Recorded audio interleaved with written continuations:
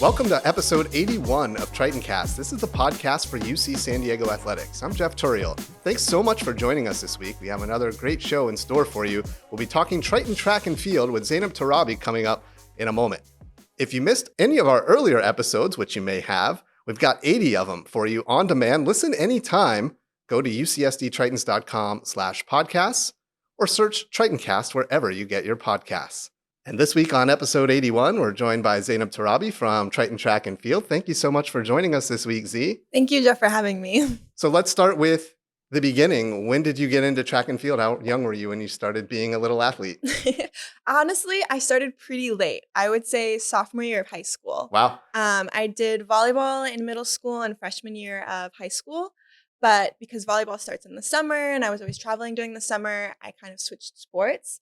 And so I started track and field, sophomore year. I was at a high school in Michigan. Even then, we wouldn't start practicing until, after spring break and stuff. So I definitely started really late in the game. Why did you get involved with track and field? Was it just something to do, something to try to be active? I was always athletic growing up, but in middle school, I used to do cross country. And I hated it.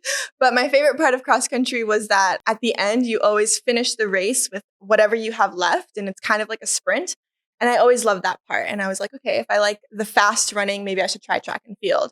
And so in high school, once that was offered, I tried it. I liked it. I was good at it. And so I stayed with it. And what events did you get started with? I started with short sprinting. So I did the 100, the 200. I was on the relays. And then randomly at one of my meets, my coach just threw me into a hurdles race. Honestly, I didn't know how to hurdle, nothing. It was a freshman, sophomore meet. They were like, oh yeah, we just need some points. You're fast. Just try to jump over the hurdles and I'm sure you'll place. And I did well. And he was like, actually, let's keep you doing this for a little bit longer. And so that was the 300 hurdles at that time. And I stuck with it. And then my senior year of high school, I actually moved to California. And I finally had a hurdles coach. And I think that's when I had my biggest improvement. But yeah, that's kind of how I got started in that. So it was just something I was kind of thrown into. So that first time with the hurdles, it sounds like you didn't even really have time to be nervous about it. It was just kind of, okay, I got to figure this out. Mm-hmm. And that's honestly kind of how a lot of track is. You are so nervous, but once that gun goes off, you can't be nervous anymore. You just go. Did you like hurdles right away? Or was that something that was kind of, okay, I did that, but... I mean, I liked, it was interesting. It was new. It was definitely a learning curve for sure. The 300 hurdles is not easy. It definitely, the running and the jumping, it's a lot on your body. And, I definitely felt the pain. But I think once I started getting better at it, once I learned how to do it better, I definitely did enjoy it. It was a love-hate relationship. So you said that you moved to SoCal prior to senior year of high school and you actually had a hurdles coach. So what did you learn that you didn't know? I mean, just a lot of technique.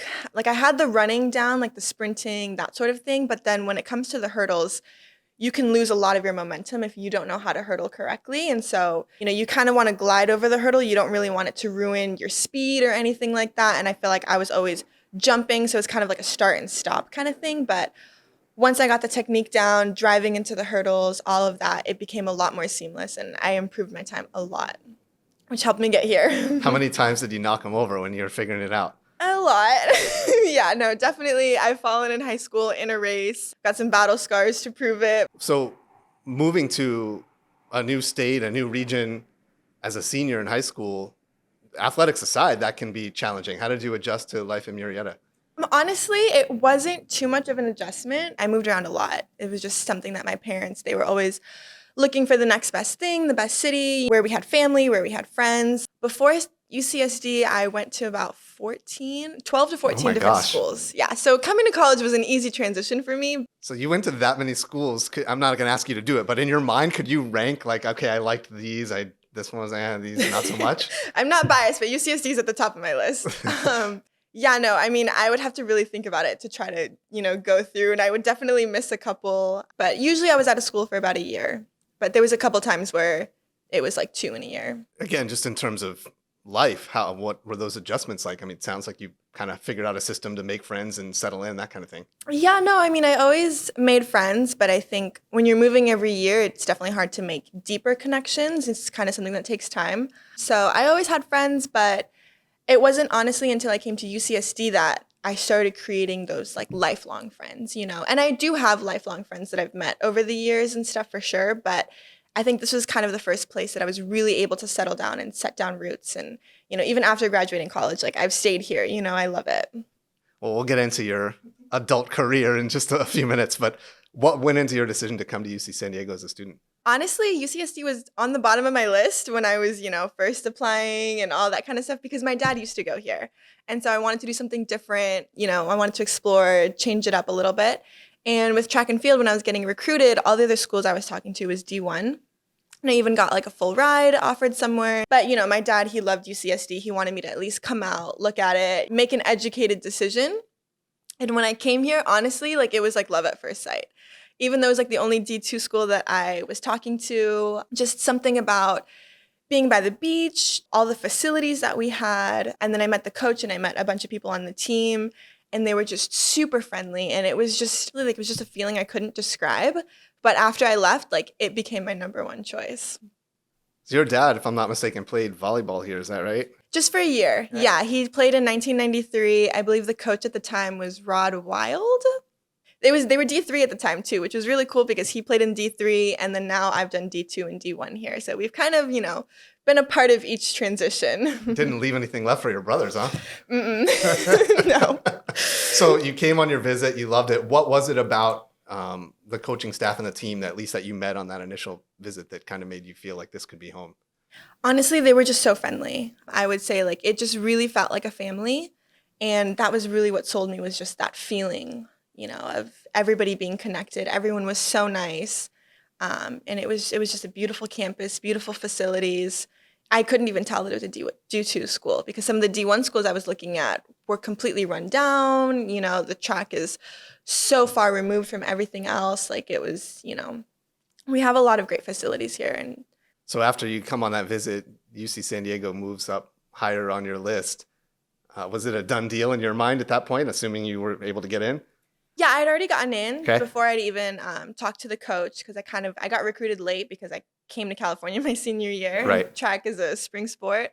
After I came for the visit, it became like top of my list. And then I just thought about it some more and I went with it. I knew that there was talks of going D1. And so that was kind of what sold me was, okay, even though they're not D1 right now, they'll probably head there soon. And so I'll still get what I was looking for. And so in your time as a Triton, what are some of your favorite memories? Definitely a lot of the people that I've met. I feel like a lot of people say that, but it's true. Like college athletics, it's like a part-time or a full-time job even, like you spend so much time training, that sort of thing. Having a good group of people really makes that easier because it's a lot of work. And so just going to practice, laughing with my friends, being able to, kind of break up some of the seriousness and the hard training with some laughter really helped. That would definitely be, I've made like lifelong friends. I still hang out with them, like we did a bonfire the other day. I even had lunch with my coach yesterday. They're still a huge part of my life, and that's something that I've taken, even after I've graduated. Athletically, what was the adjustment like from high school to college in terms of hurdles? It was a lot. It was definitely a lot more the volume that I was used to, a lot more training. Just the workouts were so much harder. And so it was definitely an adjustment for me. But I'm never one to back down. I will always push myself through it. And so it was a wake-up call, but, I knew that this is what I wanted to do and I'll put in the work. And it was a lot on my body too, but thankfully I never had any like crazy injuries. But just being in spikes more and that sort of thing, like I definitely took a lot more ibuprofen than I thought I would be, but it was good. It was good. Where was your first collegiate meet? Do you remember? That's a good question. I want to say one of the Pomona ones, but honestly, I don't remember. That was like 6 years ago. It's okay. We'll let that go. So as a Triton, everybody has their own system, but clearly this is a challenging institution academically. You mentioned the time commitment in terms of practice and getting ready for meets and so on. What was your system for staying organized and kind of keeping yourself together? In high school, I never really studied. And so when I came to college, I was like, okay, I have to spend some time, read the material, actually study. So that was an adjustment. You learn. Thankfully, my major wasn't, extremely hard. It wasn't like a STEM major or anything. I did business marketing and communications because, I love video production. And that's kind of, what I've transitioned to after college. Being a college athlete, you really structure like every moment of your day, and I would still make time just to relax and that kind of thing too, because I don't want to get burnt out either. But I definitely had to be a lot more rigid with, okay, I need to study at this time. I have practice at this time. I need to work around my schedule. And it really forced me to just learn some great time management skills, which have helped me, post-college. And just because you needed more to do, you were involved with Triton Athletes Council, and I know you were the publicity chair at one point. How'd you get involved with TAC? Just even in high school, I was always involved in, clubs and extracurriculars and stuff. And so when I came to college, the only thing I was really involved in was track and field. And it was a little weird to me. So when I heard of TAC, I joined my sophomore year. And I was in the publicity committee, loved it because, I love video production, content creation, that kind of stuff. And then ran for the position my junior year, and I had that position for 2 years. But yeah, just it's something that I always like to do. I like to stay busy. I love extracurriculars. In high school, I was part of like our school's newscast, our yearbook, our National Honor Society, because that was a thing in Michigan. Key Club. I even started like a UNICEF club with my friend. So I needed something, like something else. So on the publicity committee and then later as chair under your regime, what kinds of things did you do? What was your charge? I would say probably my favorite thing that I did being head of publicity was we released a series called Triton Stories Untold. And it's honestly kind of like what you're doing now. I loved learning about the stories behind athletes and kind of who they are more than just their sport. And so we did that like as a social media campaign, and we would recruit photos and we would get stories. I'd have, everyone that worked with me, they would, reach out to their teammates, to their friends, get cool stories of athletes, who do something cool beyond their sport, or even if it is something to do with their sport, just kind of getting to know them a little bit further, getting to know what's behind the roster picture. And how did you and your staff, I don't know, is that what we call them? Your group? My committee. That's right. How did you all find those stories? How did you find these compelling, interesting things about your fellow scholar athletes? We kind of divvied up the sports between all of us. And so if they had a connection or someone that they knew, it was all just talking, like, hey, I know this person on the soccer team. Do you know anybody on your team that has a cool story or has, something interesting that they could tell? And so it was kind of like a grassroots effort, but it was very successful and we got a lot of stories. I'm sure there was even some we didn't even have time to post. So we're not going to spend a lot of time talking about the COVID-19 pandemic. It wasn't very fun. But you were granted an extra year of eligibility and you decided to come back for that 5th year. What went into that decision for you? There was a lot of accomplishments that I still wanted to achieve in track and field. And so I felt like my work wasn't finished yet, and I was team captain my last year, but it was, kind of during COVID. And so there's a lot of things you couldn't really do with that role. And so I wanted to come back knowing that things would be a little bit more normalized.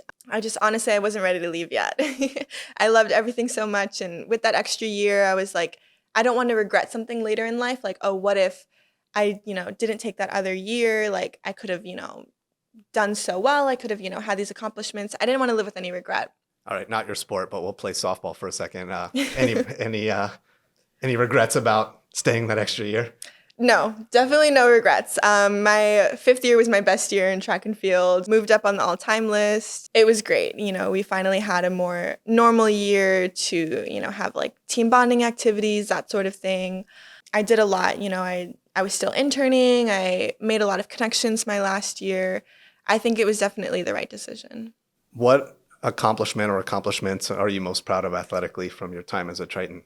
For my time as a Triton, I would say my sophomore year, I had a really good race. I qualified for nationals. That was in our Division II era.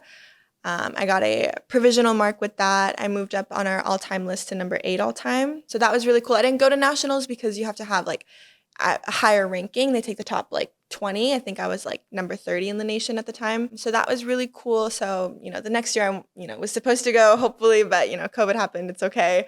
But then my 5th year, I would say I, had even better races, moved up on the all-time list to number 7. I would say those are some of my most like proud accomplishments. I was a part of the relay team. Last minute, I was covering for someone who wasn't feeling well, and so I took their spot on the relay, and we got number 8 all time with that. So wow. Just leaving a little bit of a piece of me. In high school, I had school records and stuff, so I like leaving a little bit of me wherever I go. So it sounds like filling in on that relay race you just mentioned, again, another time where it's like, okay, I got to figure this out, not a chance to be nervous. Oh, yeah, no. I mean, I was always in contention with the 4x4 relay. It's just with the 400 hurdles, it's, I'm really tired after that race. Like it takes a lot out of you. And so I never, fought for that position on the 4x4 relay. It was always like me or one other person. And so we would kind of switch between going in and going out. I also do the 100 hurdles, and that's one of the first events. And so doing one of the first events and then doing one of the last events, you have to be ready all day. And I get nervous at track meets. I don't eat food. I like to relax after, I'm done, but I can't eat before I'm done racing. So doing the first event, like one of the first events and one of the last events, it's a lot because track meets are long. And so, never fought for that position, but I was always, when you're one of the stronger, like 400 runners, you always have to be ready. I'll be honest, this is a low-key food podcast. So when the meet is over, what are you eating?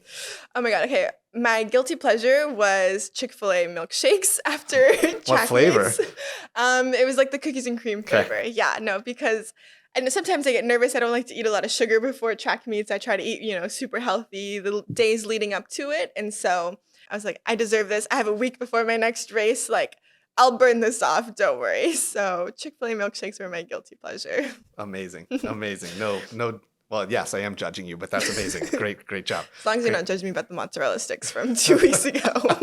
Well, that's for another episode.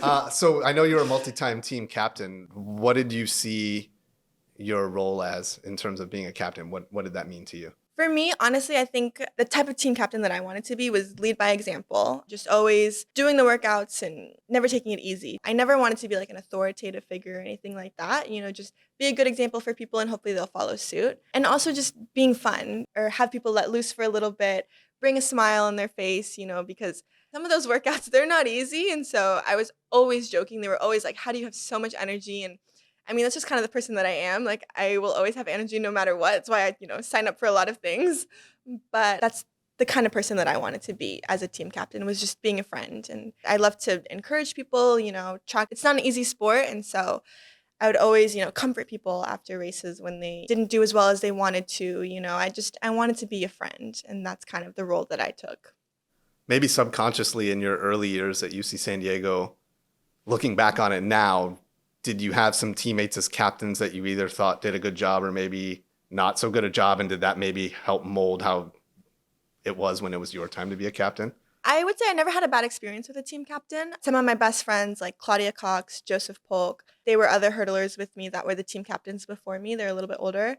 I mean, they were some of my best friends. And so they were also very similar in that way. Like Joseph Polk, oh my God, we were at the team captains at the same time one year, and we would just bounce off of each other. And I feel a little bit bad with some of the teasing I've done to him, but it's just kind of the dynamic that we had. And, that kind of brought smiles on people's faces and stuff. So I learned from them. I took after their example, and that's what I enjoyed, having those types of captains and stuff. And so I wanted to be the same way. We're chatting with Zeinab Torabi this week on Tritoncast. Where does your interest in video production come from? I've been interested from a very young age. Well, since high school.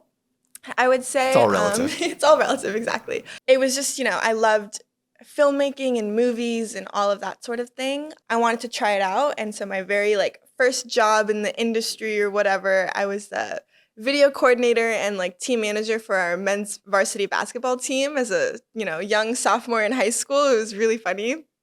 But I would film their games, and I would bring those games onto CDs and stuff for the coach so that, he could watch game footage and give it to the families and that sort of thing. So that was kind of my introduction to sports video and all that kind of thing. Whatever I got paid from that is how I bought my first camera. So, and I still have that camera today. That's so cool. But yeah, that's kind of how I got started. And so when I was an undergrad at UCSD, I, was interning under Nick Feller. I did a lot of creative stuff. I've worked on the ESPN broadcasts, kind of always got involved with that. My coach knew that this was something I was interested in. And so she introduced me to Nick Feller, and he kind of got me started in this thing. And I mean, now that's what I do post-graduating. So yeah. And when you were in high school filming the games, that's not exactly creative, right? It's functional and operational and very important. Mm-hmm. But where did the kind of creative piece come from for you? Well, they also asked me to do a end of the season highlight reel sort of thing. And, I really enjoyed that. Creating feelings, creating emotions, telling a story.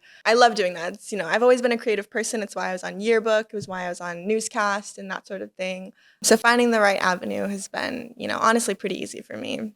Was there a point while you were maybe working with Nick in the athletics department as an undergrad where you decided you wanted to pursue this, post-graduation?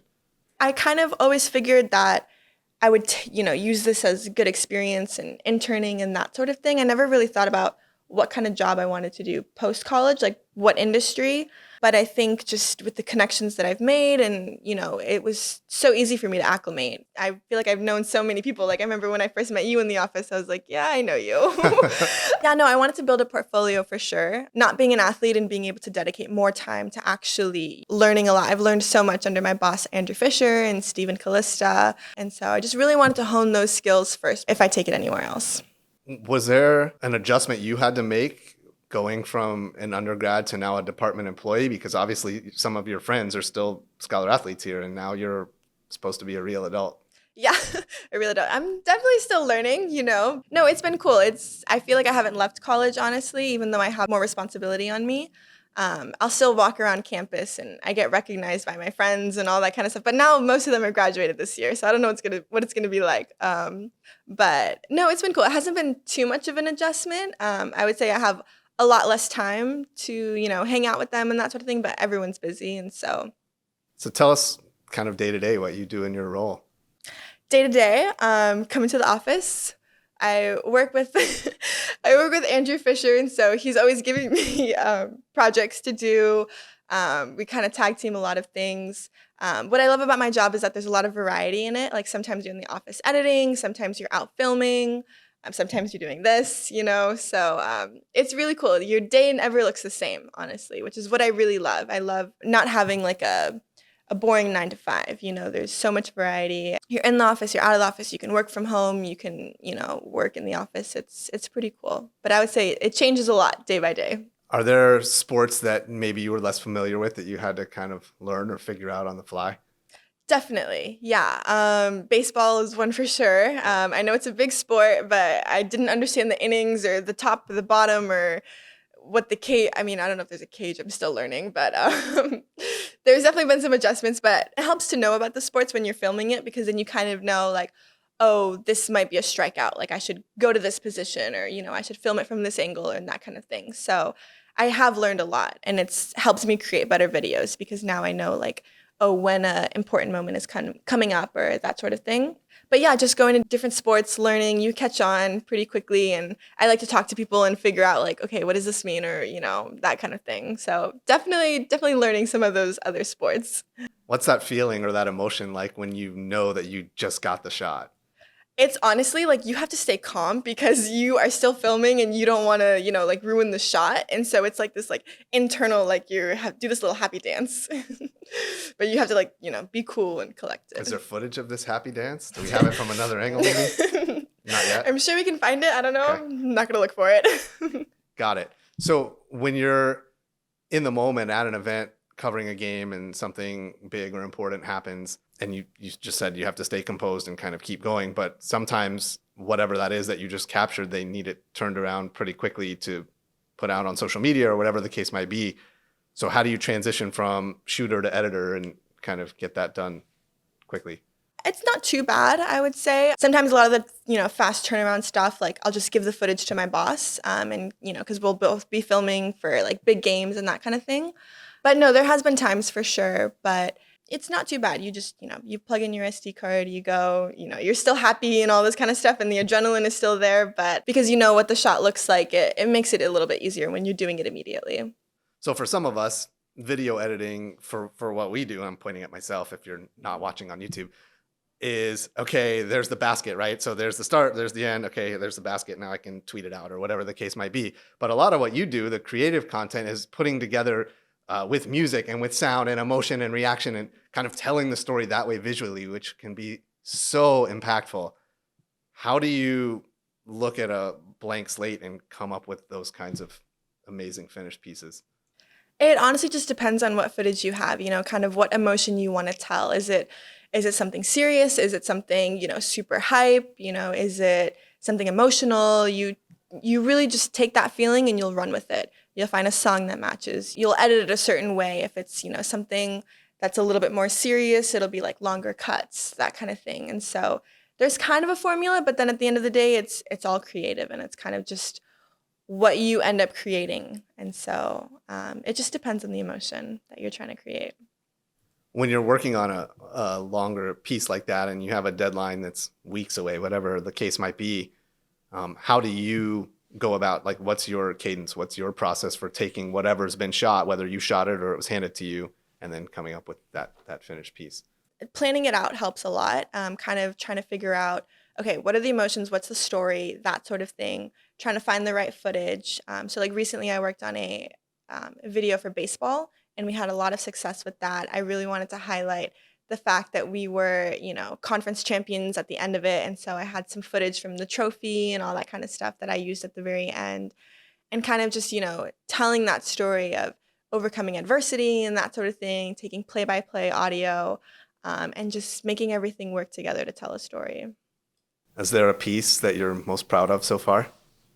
I would say I'm proud of, almost like a lot of things. I would say that one, it's my most recent project, and I honestly would say probably that's the thing I'm most proud of because I'm constantly learning, constantly getting better. And so I think that one was my first one where you could kind of really tell a story, and we had a good story to tell. And so it makes it easier when we're winning conferences, championships, that kind of thing. That one was really cool.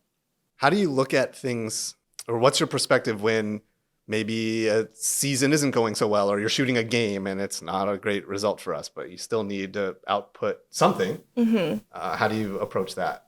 It depends, but I would say, just trying to get something that usually there's always a good moment, there's always something that you can take from a game. And if not, like you'll kind of create something, but whether it's like a moment that, we thought we were there, like I know there's been like some volleyball games that we've been super close, to beating some ranked opponents, and it's like kind of a newer team for us. We've lost a lot of our good seniors and stuff. So just moments like that where the energy was high, that sort of thing, you can always usually find something.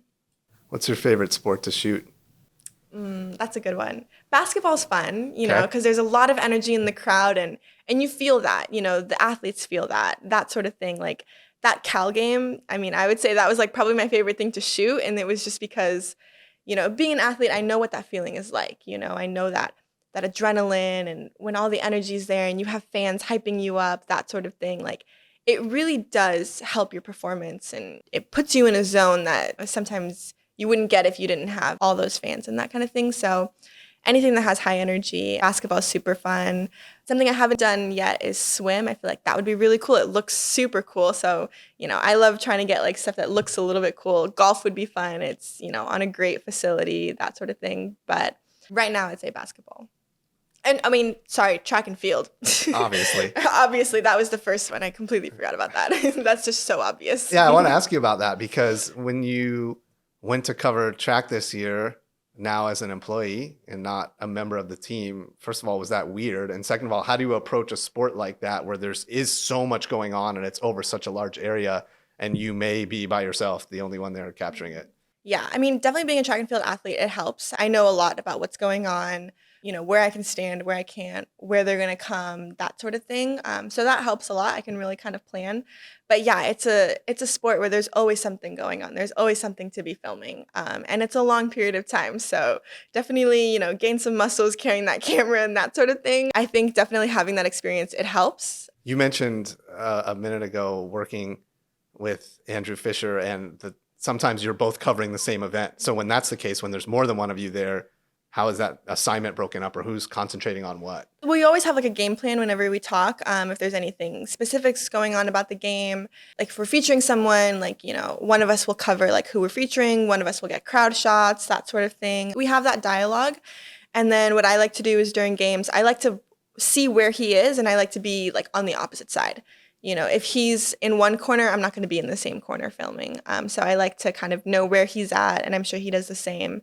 If I see him, like for the Cal game, I saw him covering the last point, I got the crowd shots because I knew that we wanted, both of those moments. We have that dialogue and it comes out to something good.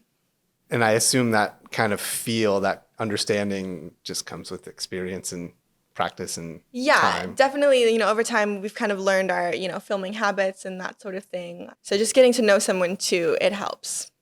What about an individual sport like a tennis or a golf where there are multiple teammates competing at the same time and they're all doing the same kind of thing but not in the same place? So how do you balance your time or judgment that way? I like to focus on seniors sometimes, if there's a lot of people going at once, that kind of thing. Sometimes we'll get like a list of people we should be covering. But yeah, focusing on seniors. But I do like to try to get a little bit of everybody.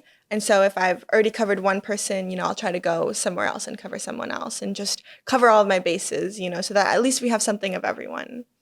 And what about the weather? How does that play a role in what you're trying to do? It depends on the day. Luckily, we live in San Diego. We don't have to deal with it too much. I haven't been out when it's been raining or anything like that. Just dressing for the weather accordingly, I would say. I always have an extra jacket in my car. But I haven't had any super bad experiences or anything like that. Knock on wood. So Z, you told us that during a track meet when you were competing, you wouldn't eat until after it was over. Now that you're covering a track meet, what's in the bag? What kind of snacks we got here? Same thing. It's so Wow. jam-packed. I don't have time to eat.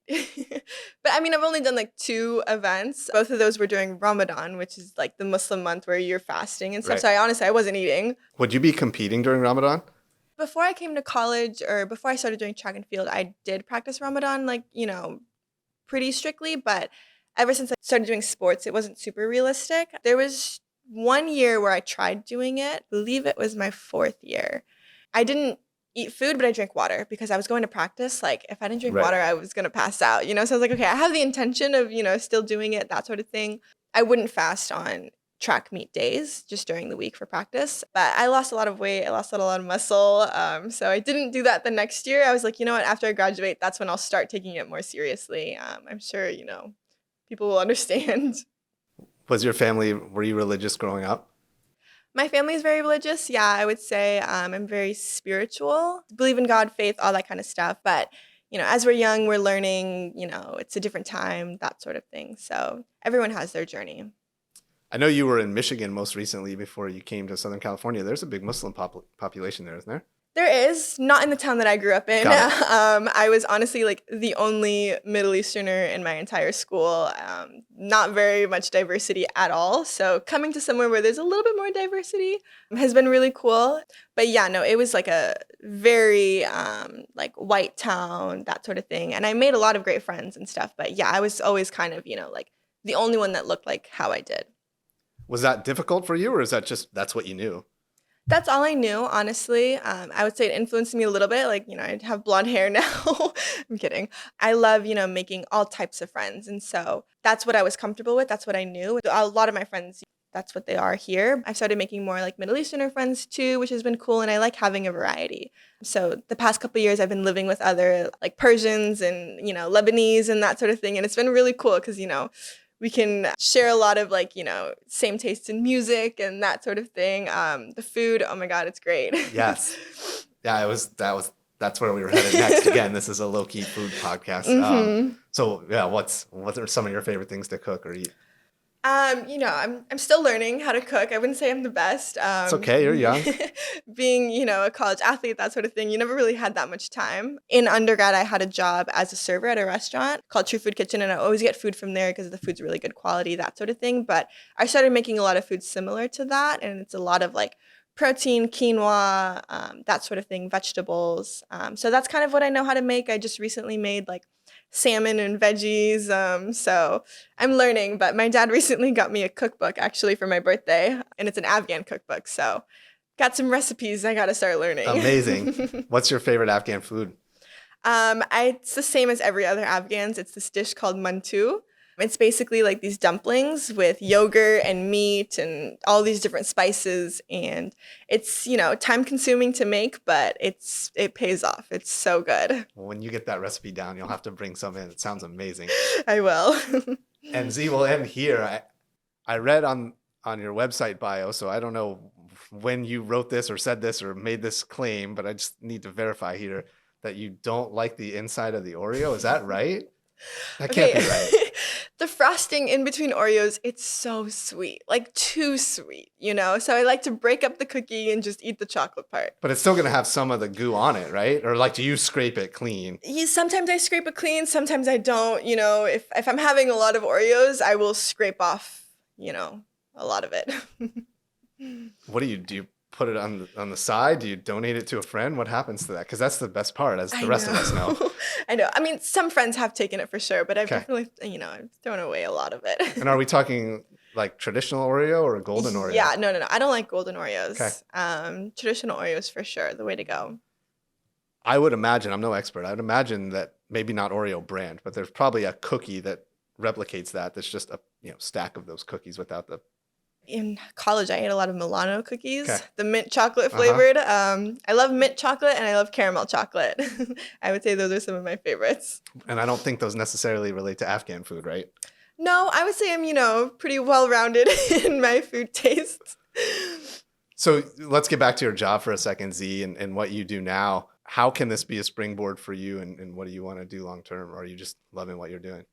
I'm definitely loving what I'm doing. The sports world, it's what I know. It's, I've been in that industry. I've been, competing for a long time. And so it was a very seamless transition for me. But what I'm really interested in is storytelling and that sort of thing. So I don't know eventually if I'll want to move into like films and production, that sort of thing. My uncle, he works in LA. He's got, his own production company. So I'm trying to avoid moving to LA. It's not exactly the place I want to live. But he does a lot of like sports, short form content, that sort of stuff. Like he made the rebranding video for the Commanders, that kind of thing. Oh, cool. So it's all very like sports related too.